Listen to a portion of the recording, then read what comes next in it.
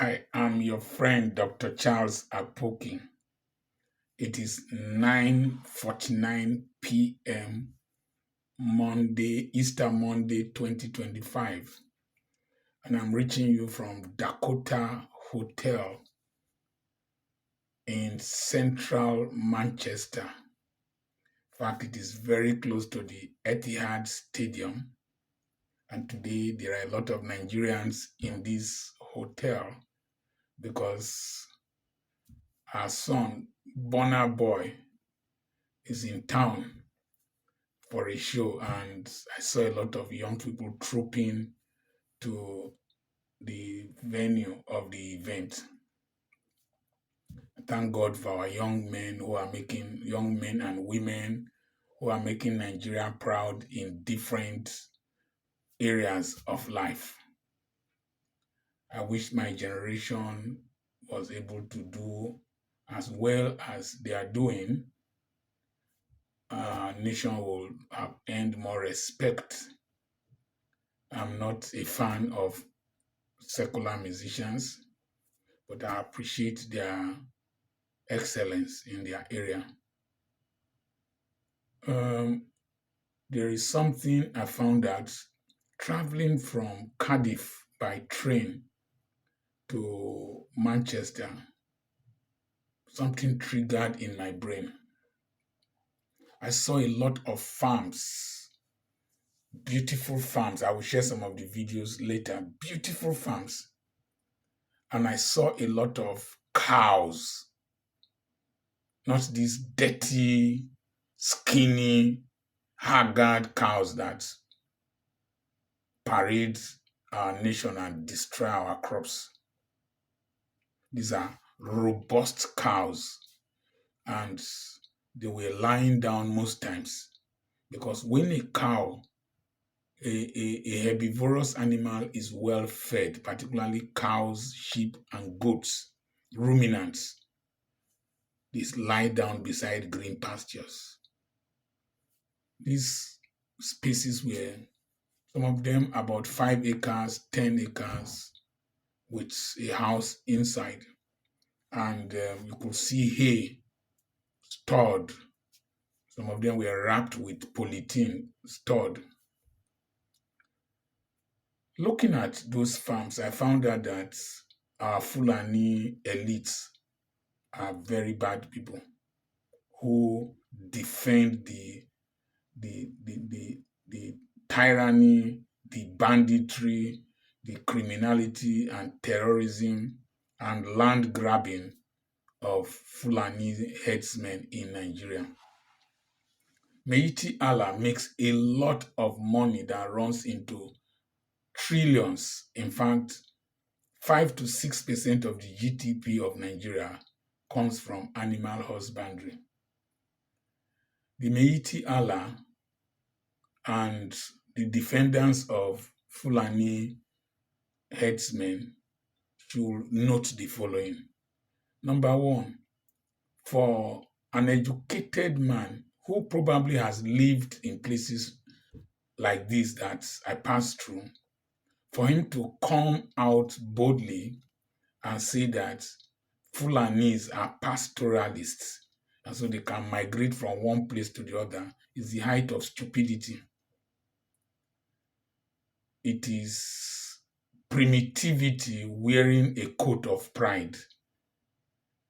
You want to take pride in being a pastoralist that migrates from country to country in this era of international boundaries, even in the Schengen countries where I visited last year, their cows are still kept within the fences. And these fences do not need to be very fantastic fences, just wooden fences with a little bit of wire mesh.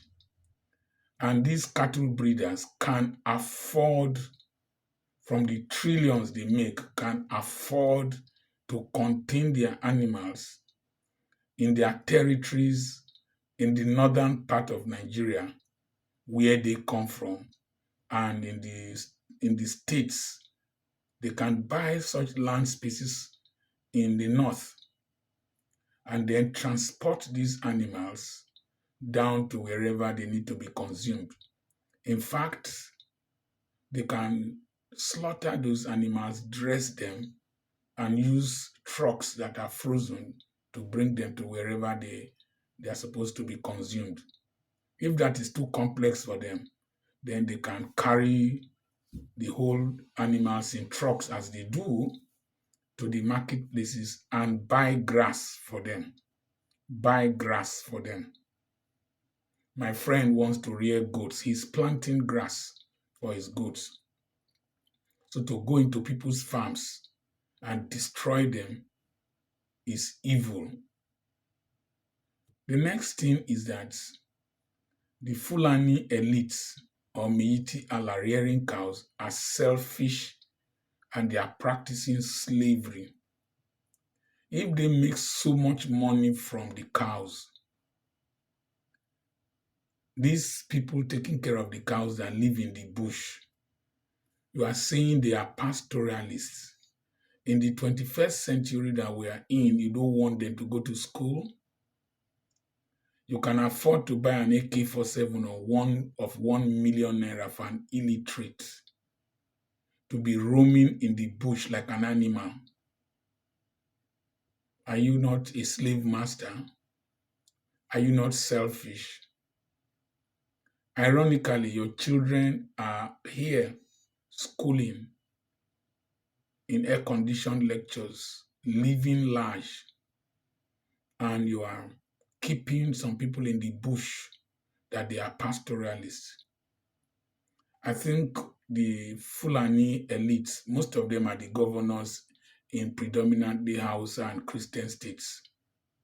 You should note that your underdevelopment and the primitivity you are promoting amongst the nomadic Fulani is an evil that is leading to underdevelopment and potentially a crisis in our country.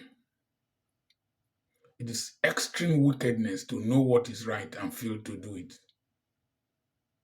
To say that that is your culture is selfish because where one man's culture starts, that's where another man's culture ends.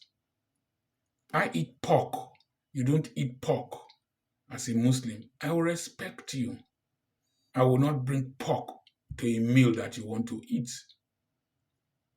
I do business with Muslims. I don't step on their prayer mats. You should also respect us.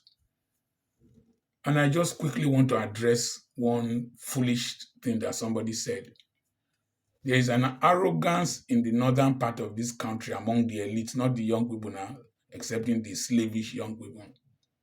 There is an arrogance in the northern part of Nigeria that is tying the wrapper of ignorance.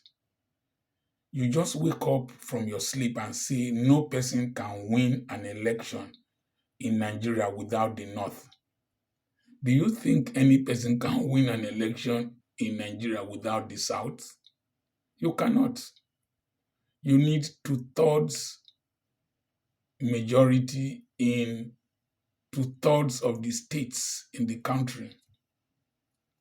The states in the North do not have up to 2/3 of the Nigerian number of states.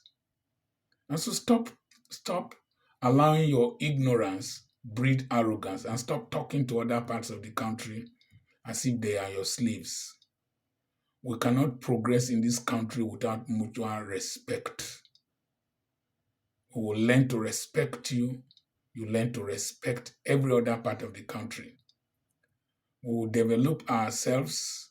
Also develop your people. Don't use your people as cannon fodder. Don't deceive your people. Don't deceive them. It is breeding a problem for the whole country. If you go around in front of churches in the southern part of Nigeria, it's you, the so-called northern elites, that have impoverished all those people who are beggars, who are doing menial jobs. Your wealth, you do not use it to create factories. You don't use your wealth to build schools that poor people can attend. You only build schools that only the children of the elite can attend. And so this arrogance that is the grandchild of ignorance, this primitivity clothed with pride, this selfishness that has led to slavery of your own people is an evil that cannot continue in this country. I remain Dr. Charles Apoki.